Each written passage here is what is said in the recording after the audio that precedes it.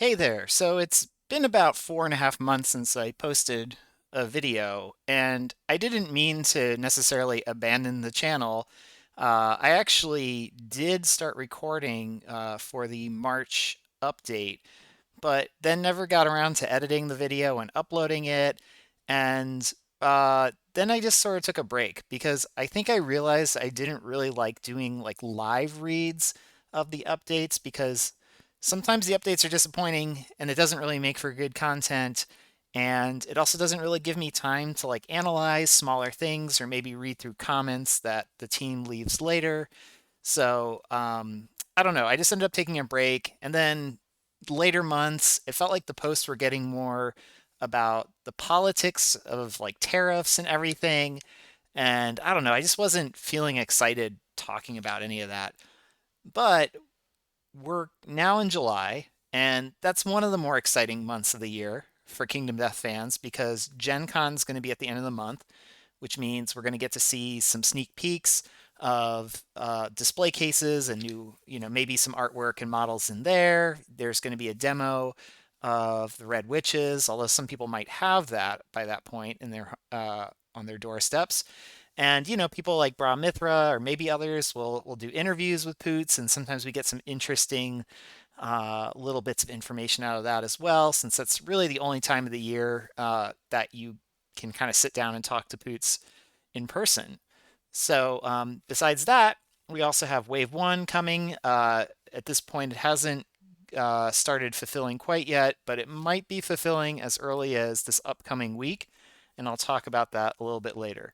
So I thought I would, instead of doing just like a month by month, like per update, I'm just going to kind of summarize everything that's happened, I guess, in the past 3 or 4 months with the Kingdom Death updates and elsewhere, and really just highlight the things that I think were interesting. And I'm going to skip over a lot of the tariff stuff because, who knows where that's going, and it's changed a million times already.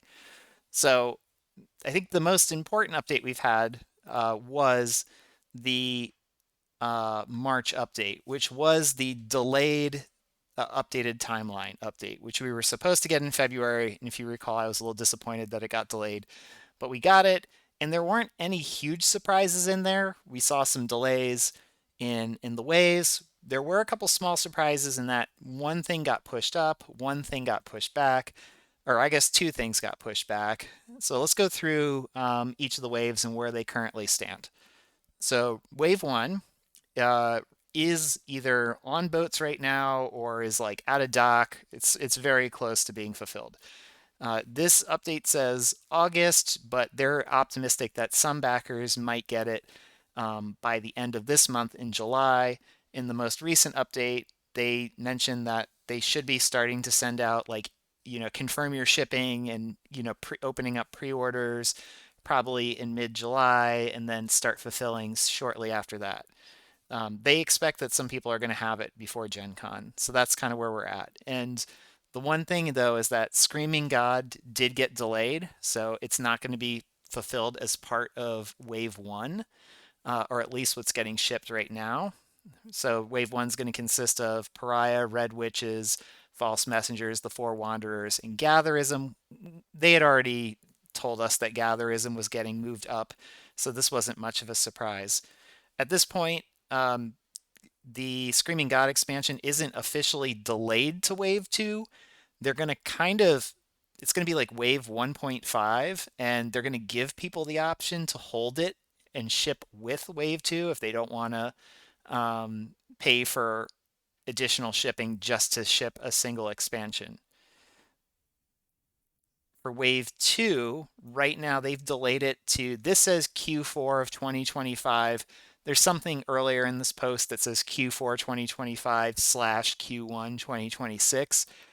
My prediction is it's Q1 2026, or even at this point, I think it's impossible for them to fulfill it by Q4 of 2025. They would have had to have had this off to the printers by now, which they haven't.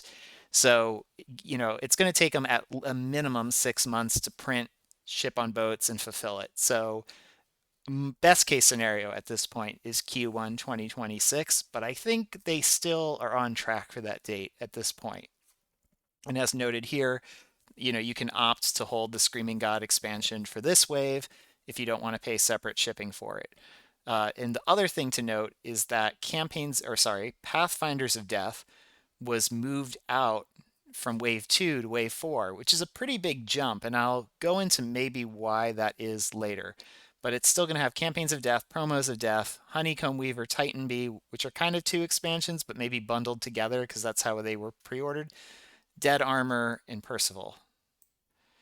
Wave 3 is now pushed out to Q2 2026, so shortly after Wave 2, and it has the remainder of the Inverted Mountain campaign, Nightmare Ram, Griffin, and Oblivion Mosquito expansions you need for that campaign.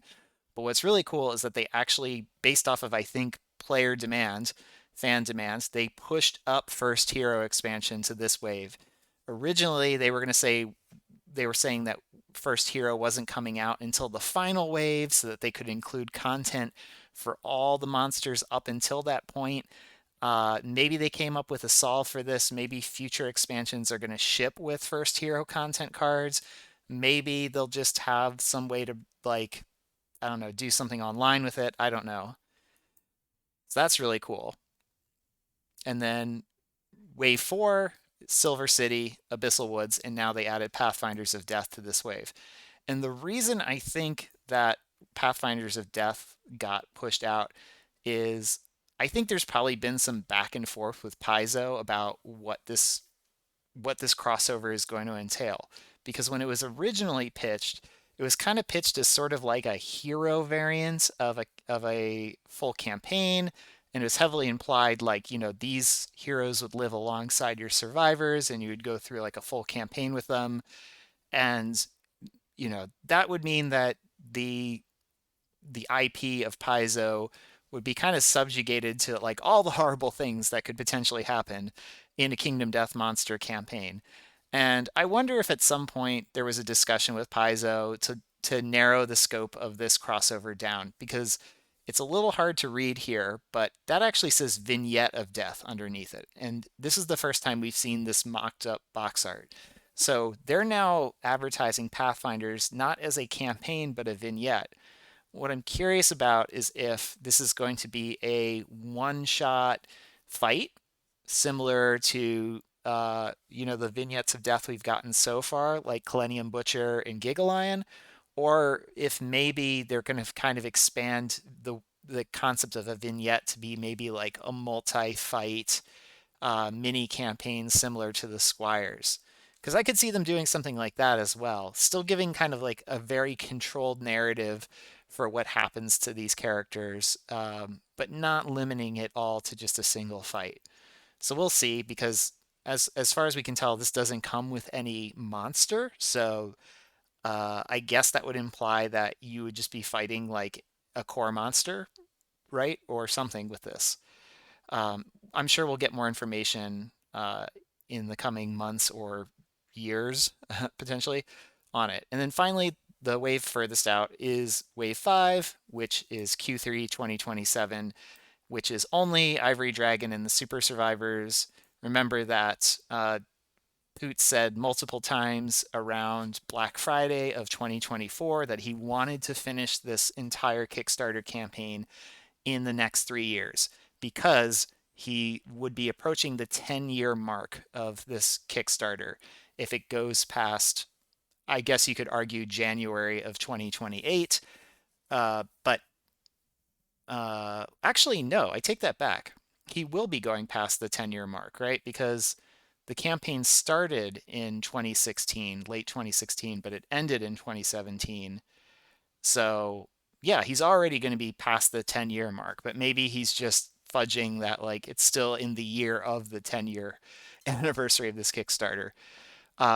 Either way, I think he wants to wrap this up before Black Friday of that year so he could run potentially like a new campaign, Kickstarter campaign or crowdfunding campaign with new content and everything associated with it. So we'll see if he makes it or not, but I kind of feel like this is like as hard of a deadline as he's setting for himself, is like it can't slip past Q3 of 2027.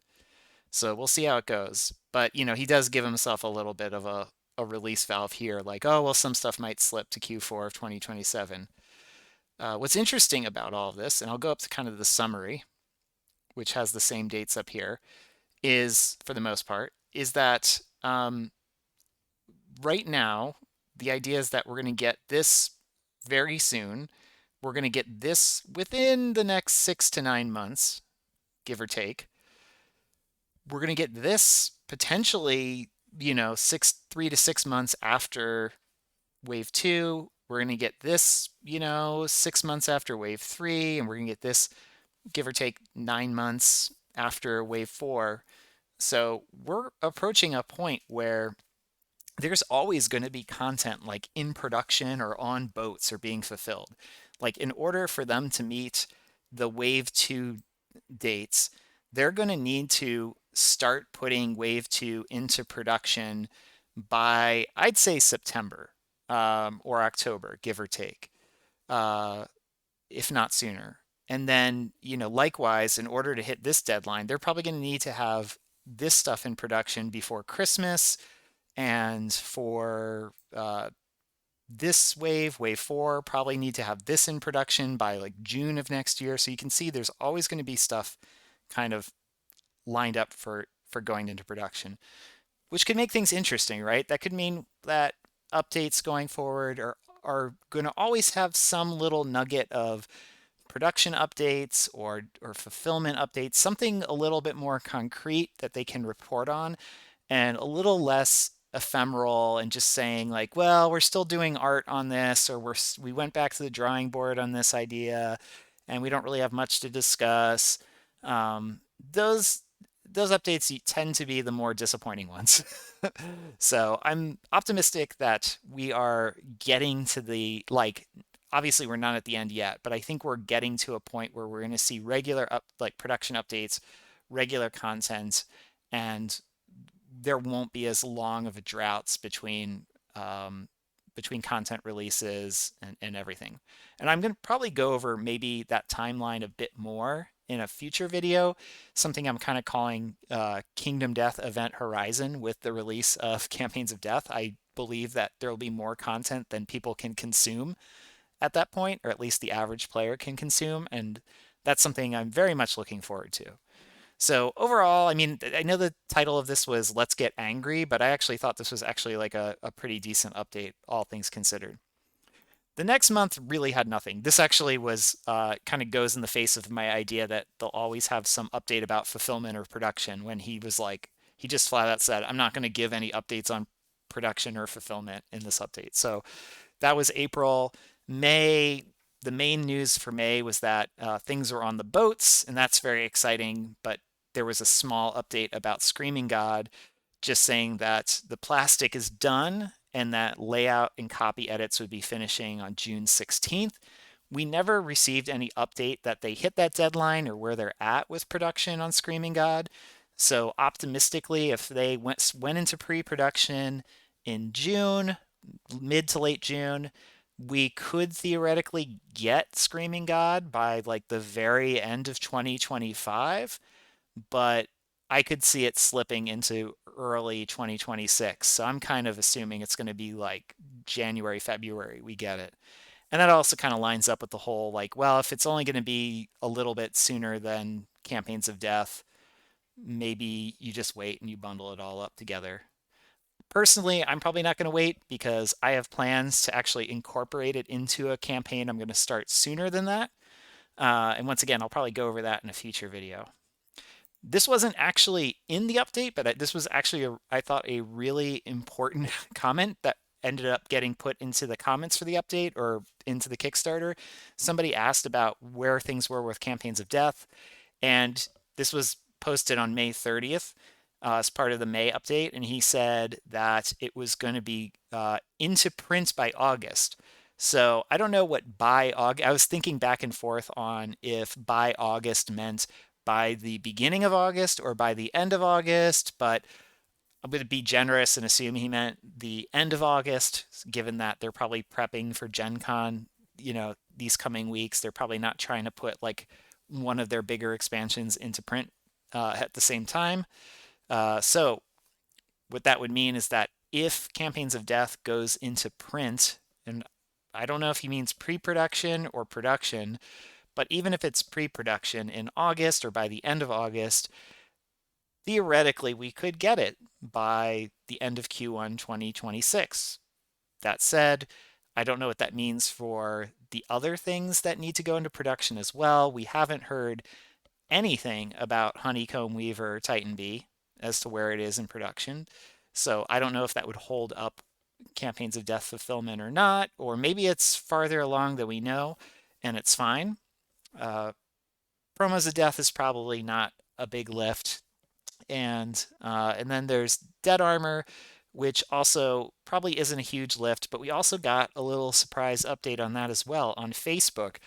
Just sort of out of the blue, Adam posted in the middle of June between Kickstarter updates just a little teaser for Dead Armor with what appears to be sort of the settlement location art for it. And it's kind of the same pitch we've heard before. Dead armor is crafted purely from bones and involves a process of careful carving, biscuit joints, and forcing a mineralization process within the hollows of ancient monster fossils. Its fabrication requires a master artisan, which must be leveled through your campaign. That's kind of cool. We didn't know that little piece that you're going to have to actually level up a survivor across a campaign in order to craft this. That said, usually that kind of results in you having this survivor who never goes out on a hunt, which is not necessarily the most exciting gameplay, but it's still a cool little decision you have to make as part of your settlement. So, looking forward to that. That should be also coming alongside Campaigns of Death. And then in the most recent update for June, just once again got confirmation that the Wave 1 expansions were on their way, got confirmation again that, you know, they're thinking that people are going to get it by the end of July into early August, and that they're going to reach out to backers in about 2 weeks from when this was posted to confirm shipping and addresses. They also mentioned that they were going to open up pre-orders for it to people that didn't back it. I don't know if they had a date anywhere here, but they just said that mid-month, hosting pre-orders mid-month before fulfillment begins. So today is July 12th when I'm recording this. It's a Saturday. I suspect that these pre-orders and the shipping confirmation will go live this upcoming week. If I had to guess, probably later end of the week, like maybe on a Thursday. Uh, and then, I don't know if that would mean it would be kind of like Black Knight, where the second you confirmed your shipping and address, the warehouse had them and just sent them out, or if it's going to be more like Frog Dog, where there was still a period of time between when you paid for your shipping and when it got shipped out. I'm hoping it's the former because this wave doesn't have any additional wrinkle of t-shirts and having to get them distributed to the proper warehouses first, because I believe that's what held up the Frog Dog fulfillment last time. But either way, if it gets shipped out at the near the end of next week or in the week after that or the week after that, either way, we're still probably just a matter of weeks out from getting new content for the game, and that's very exciting. So I think that's all I had to say about all the recent updates. Let's talk a little bit about what's coming up next, which is Gen Con. So they're going to be at Gen Con as always, well, as they have been most years. Same location in the corner as they always are, and things to expect there. They're going to have their display cases set up with models, and usually behind those models, they sometimes tease some artwork. So sometimes we see some artwork that we haven't seen before there. I don't know if we'll get any like really new information about upcoming expansions from any of those displays, but you never know. I remember there was one year there was a big debate because people thought that one of the display cards, I think for Pariah, said it was like a Node 4 Nemesis or something, but that might have just been a typo, or that uh, the camera was a little blurry, the image. Uh, but either way, that's going to be exciting. People are going to be there like Bra Mithra that are going to record an interview or two with the team. They're going to be demoing red witches. Like I said before, some people might have red witches delivered to them at that point, but maybe they haven't actually gotten to that point in the campaign to play against them yet. And there's going to be new merch there, so some potential predictions for that. Nucleope seems like the most obvious one. We have seen it in hard plastic. Adam teased the crest for it on the Discord a couple months ago. Um, Seems like the most logical place for them to start selling it. Besides that, they might have another Survivors of Death set, similar to last year. Maybe they're putting the Echoes of Death set on pause for the time being, but they might have a Survivors of Death, which was sort of a grab bag of like a seed pattern, a knowledge, an indomitable resource, and a character card. I think that was what the combo, or no, they all had character cards. Well, either way, it was sort of a grab bag. Oh no, it had a strain fighting art. That's right. And they might have some new legendary characters. Last year they had Lantern Armor Aya and Glow. Those were both pretty big expansions for like a character um, in the character system. So maybe we'll see once again another legendary character or two. I don't know what else to expect. That's probably it. I'm sure they're going to have some like resins and models without gameplay content to them. Maybe some new dice, stuff like that. But the stuff I'm most excited about is Nucleope, and maybe if there's some interesting characters, or maybe even the Preacher Wanderer. I'm not betting on that though, considering they're releasing 4 Wanderers right before Gen Con. Um, and then, come August, they'll have the Gen Con sale where the general public can buy it. So if you're like me and you're not flying out or driving out to Gen Con, you don't need to necessarily miss out on all the cool stuff. Um, so I'll be doing videos on a lot of this. My plan right now is to do kind of a post Gen Con summary of the July update, any interesting things that people discover on the floor, any interesting things that come out of interviews or conversations they have with Adam or the team, just really any news that comes out of that event. And I'll also go over, the new releases if there's anything that's interesting there. I don't know if I'll do a video specifically on the Wave 1 content. I'm sure there's going to be a lot of content creators out there that are going to do unboxings and deep dives, and I don't really want to spoil it by going through card by card. I kind of like to discover things for going in blind for the first time, so I probably won't look at too much of the Wave 1 content when I get it, besides maybe looking over each of the Wanderers and just getting a feel for which one I want to play with first. And there's also, I kind of mentioned this, I do want to make a video going over the timeline a bit more, but not necessarily like the fulfillment timeline and when I expect things to arrive, but more like my own personal timeline on, what I plan on playing and in what order, and how, we're quickly getting to a point, I think, in Kingdom Death's life cycle where there is going to be a lot of content to keep people busy with. And hopefully we will never be back in the age of waiting for the gambler's chest ever again. So I think I'll end it here. Once again, I'm not gone. I'm going to try to make some videos, in the coming month or two. And yeah, thanks for continuing to watch. And I'll see you post Gen Con probably.